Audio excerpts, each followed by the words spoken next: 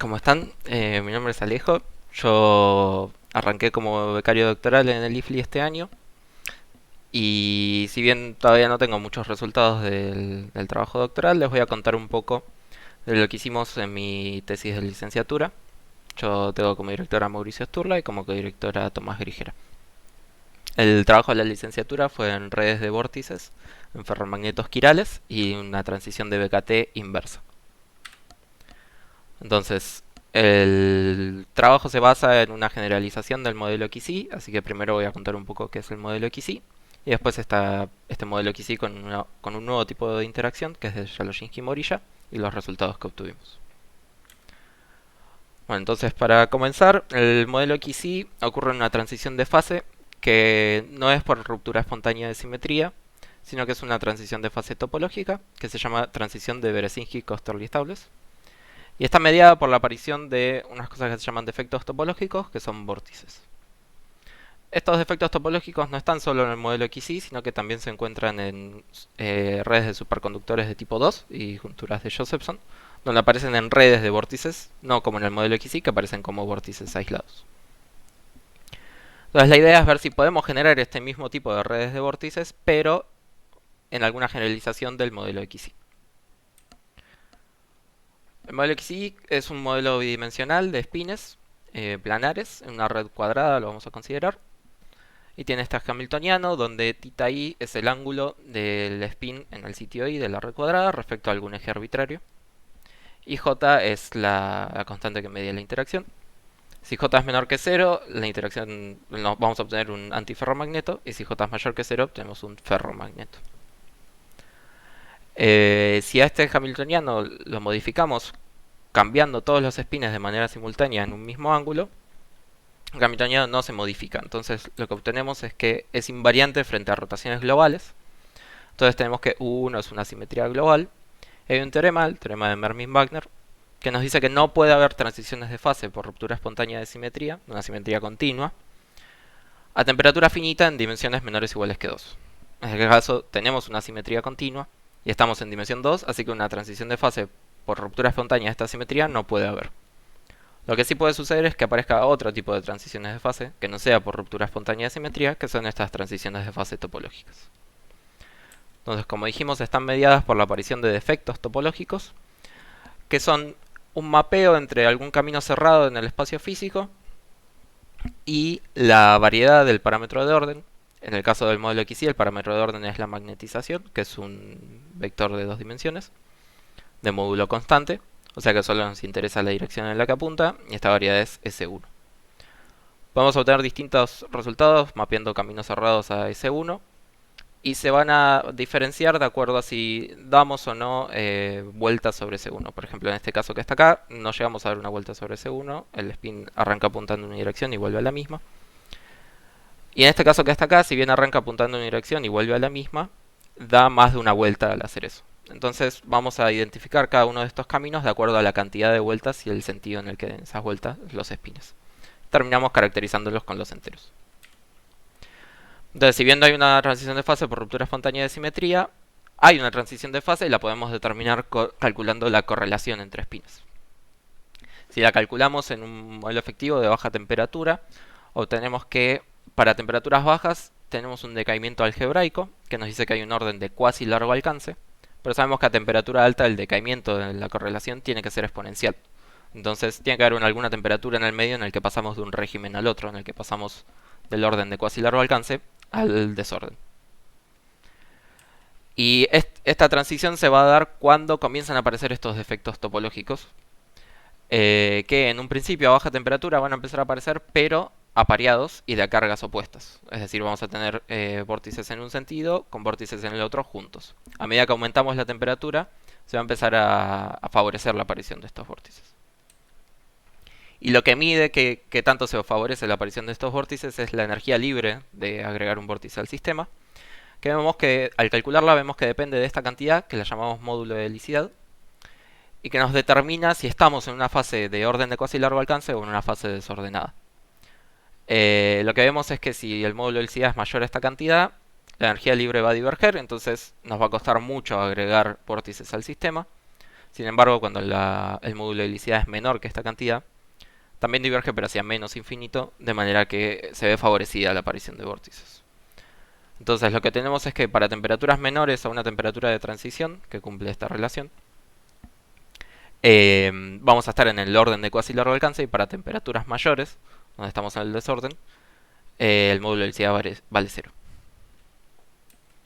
Entonces ahora vemos en particular el modelo que utilizamos nosotros, que como ven es igual al modelo XY, sumándole una interacción, otro tipo de interacción, que es una interacción antisimétrica, no es simétrica como en el caso de la interacción del modelo XY estándar, y se la llama de Shaloshensky-Morilla. La podemos, digamos, podemos modificar, reescribir este hamiltoniano de esta manera, y vemos que lo que hace es introducir una constante adentro del coseno en el hamiltoniano. Y de acuerdo al valor de esta constante y cómo se modifica espacialmente es que podemos obtener distintos estados fundamentales. La idea entonces es modificarla de manera que el estado fundamental del sistema sea el de una red de vórtices. Para eso le asignamos el signo de acuerdo a este dibujo que está acá. Los enlaces en rojo van a tener el signo positivo, que lo caracterizamos con esta flechita para arriba, y los enlaces en azul signo negativo. Y en módulo tenemos dos casos distintos. Si el módulo de esta cantidad es menor a pi sobre 4, el estado fundamental va a ser igual que el del modelo XY estándar, va a ser ferromagnético, y se corresponde a la interacción de Shaloshensky-Morilla menor que la interacción ferro. Sin embargo, si el módulo de esto es mayor a pi sobre 4, el estado fundamental va a ser el de red de vórtices. Y esto se corresponde a la interacción de Shaloshensky-Morilla mayor a la interacción esta de intercambio. En el caso que está justo en el medio, cuando phi vale pi sobre 4, lo que tenemos es que D es igual a J, y cualquiera de los dos estados, ya sea el ferromagnético o el de red de vórtices, es un estado fundamental. Para poder digamos, estudiar este sistema, lo que hacemos es estudiar la función de partición, y terminamos luego de integrar los grados de libertad de spin definiendo el sistema a partir de unos grados de libertad que están definidos sobre cada plaqueta de la red, y que son un campo de enteros que tienen metida a la interacción de Shaloshensky-Morilla. A baja temperatura la interacción nos queda idéntica a la interacción de un gas de Coulomb neutro, donde las cargas quedan definidas por esta variable Q sub i que dijimos antes, que es este campo de enteros con la interacción de Shaloshensky-Morilla. Y mirando este modelo efectivo de cargas en lugar de espinas, podemos caracterizar los distintos estados fundamentales. Cuando phi está entre 0 y pi sobre 4, que dijimos que el fundamental iba a ser el ferromagnético, este campo de enteros vale 0 en todo sitio. Esto se corresponde a la ausencia de vórtices, como dijimos en el modelo XY estándar, o sea que este entero nos está diciendo la vorticidad en esa plaqueta.